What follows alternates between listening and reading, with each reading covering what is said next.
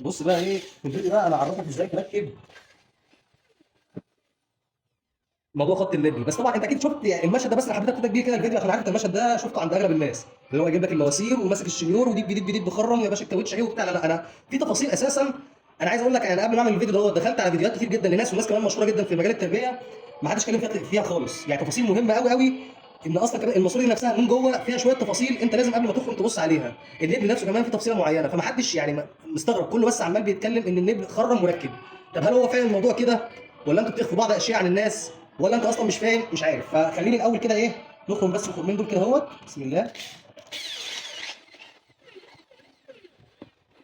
طبعا برضو انا برضو اوريك لسبب تاني، لما تيجي تخرم في اي حاجه زي البلاستيك الخشب الحاجات اللي هي الرقيقه الضعيفه دي، تخلي الشنيور بتاعك على اقل سرعه، اقل سرعه خالص، ما تعليش السرعه بتاعته، تمام ماشي؟ عشان خاطر ما ياكلكش طبعا الحاجه ويبقى انت لو البلطه اتحركت منك انا ساتر عليك.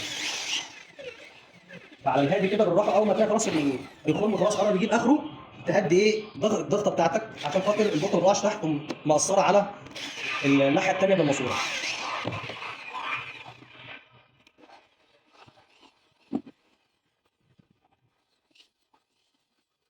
طيب ايه بس انا هاذن نخلص الاذان وارجع لك تاني. بص بقى يا باشا، التركات اللي انا عايز اوريها لك اللي هتاخد بالك منها. بص مبدئيا كده الماسوره اهي. طبعا المواسير طبعا في منها محمل وفي منها ضعيف، مش ده موضوعنا دلوقتي.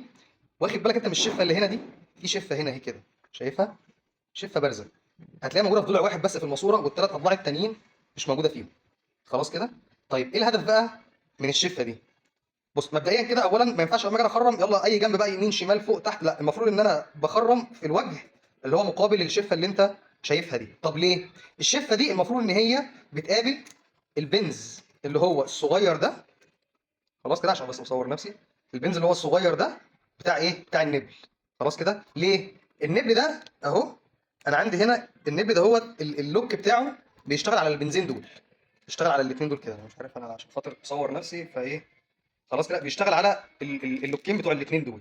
ده هنا كده لما بينزل لتحت اهو، ده هنا كده لما بينزل لتحت بيقفل، ده اللي هو ايه اللي بيشرب منه الطائر، لما بينزل لتحت كده بيقفل.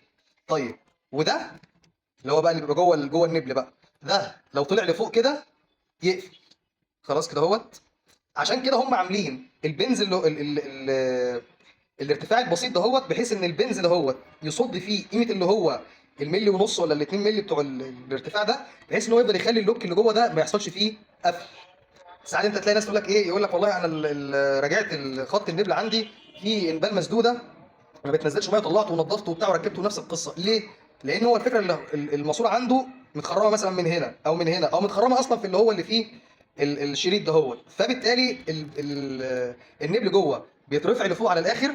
خلاص كده يترفع كده ايه للنهايه كده من جوه اهو كده، ويفضل ايه قافل على النبلايه من فوق، فيخلي النبل ينزل ميه ايه ضعيف قوي، وطبعا مع الرواسب يتسد خالص. تمام كده. فدي ايه؟ دي كده تفصيله حبيت اوضحها لك في الماسوره لما تيجي تخرم فيها، تخرم في انهي اتجاه، اللي هو قلنا اللي يبقى هبص على الماسوره الحته اللي هنا ديت اخرم انا في اللي في وشها. تمام كده اهوت. طيب اخرم ببنطه ايه؟ اخرم ببنطه 10. خلاص كده اهوت.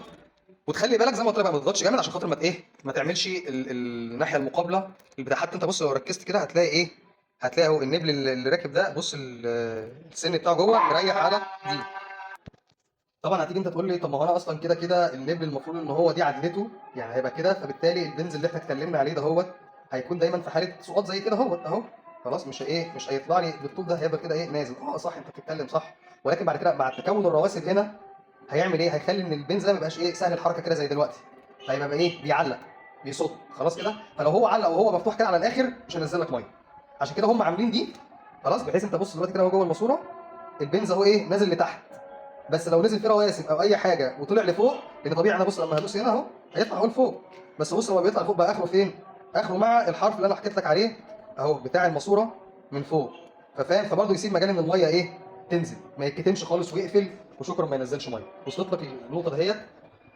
دي كانت تفصيله مهمه حبيت اقول لك عليها. طبعا قلنا هنخرج من البونطه ايه ال10. خلاص انا مثلا بقى هنا دلوقتي برضه النقطه برضه ثانيه بالنسبه للكاوتشه. انا عندي الكاوتشه هنا خلاص كده اهي، في ناحيه فيها بتلاقي مدوره وفي ناحيه مستقيمه، مش عارف هي باينه ولا لا اهو. او ناحيه بص تحس ان هي واخده ايه الشفه بتاعتها مشطوفه، اللي هي ناحيه صباع السبابه، واللي ناحيه الابهام اللي هي ايه اللي هي مش مشطوفه عدل. خلاص كده. اللي ناحيه السبابه دي اللي هي بتخش في قلب الايه في قلب الماسوره، عشان كده هو عاملها مشطوبه بحيث تسهل معاك عمليه الدخول. لما انت تيجي تحطها في الماسوره خلاص كده، يعني ايه، هتيجي مثلا طبعا ركبت عشان بس بصور بايد واحده فهي ابقى موضح لك الدنيا. هتحطها مثلا كده ايه ولفها كده حته لفه كده، هو تحط مثلا مفك من هنا بعد ما تخش لو هي يعني مزنوقه سنه بحيث ايه تتعدل. خلاص طيب انا عملت كده وتمام، هاجي بعد كده اقوم مدخل الايه النبل بتاعي اهو. خلاص كده اهو، عشان بقول لك بايد واحده فمش مالك. طيب انا هو ايه يعني، لو حد كان بيصور لي كنت وريتك. عامه كده كده هو النبل هيخش ببساطه. طب النبل معلق معايا شويه، هقوم جايب بنسه وماسكه من هنا من الحته المدوره واضغط، هينزل معايا خلاص هيبيت. شكرا كده ايه تمام. دي كانت ايه حاجات مهمه كان لازم اعرفك ايه بيها في قصه خط النبل. لان انا بصراحه والله دخلت على فيديوهات ناس كتير جدا كله عمال بيتكلم خرم يا باشا وركب هات بونت 10 شكرا على كده. وبالنسبه برضه لموضوع البونت برضه، يعني من فضل ربنا سبحانه وتعالى على الواحد والله بجد. يعني انا حبيت بس اوريك الموضوع وانا بخرم كده في الاول، لان طبعا انا قاعد فوق شغال وكده فلقيت ما عنديش بونت 10. طب هعمل ايه؟ ربنا سبحانه وتعالى الهمني الفكره كده اهوت، ان هو كله بتوفيقه. جايب ايه مسمار وعملت بونت. عملت حاجه اسمها ايه زاويه شطف او زاويه جرف او زاويه قشط ايا كان بقى. يعني الناس اللي هي دارسه الموضوع علمي شويه هتفهم القصه دي، اللي دارس فنيات يعني اللي دراسته تخص اي حاجه فنيه يعني. وعملتها كده بالشنيور وبتاع، وعايز أقول كمان كانت احسن من انا لو كنت جبت بونطه، لان طبعا خليت السطح بتاعها ايه مستقيم بحيث ان هو لو حتى سقطت مني تحت ما تخرمش يعني او كده. فاتمنى ان انا اكون وضحت لك الموضوع باستفاضه. معلش ممكن طولت شويه بس التفاصيل فعلا والله بجد تفرق، لان ما شفتش حد بصراحه قال عليها. ودي فعلا يعني يقول لك الناس كده كانت بتقعد تشتكي من قصه ان النبل يقول لك مسدود وخبطت وعملت وبتاع، تبقى بسبب القصه ان هو اترفع لفوق ومع الرواسب حشرته لفوق، وانت عمال تعمل النبل من تحت من عندك انت من ناحيه اللي هو ناحيه الطائر، وشايف اللي هو الدنيا رايحه جايه بس مش عارف تنزل عشان البنز بقى اللي جوه حشر لفوق. اشوفكم على خير.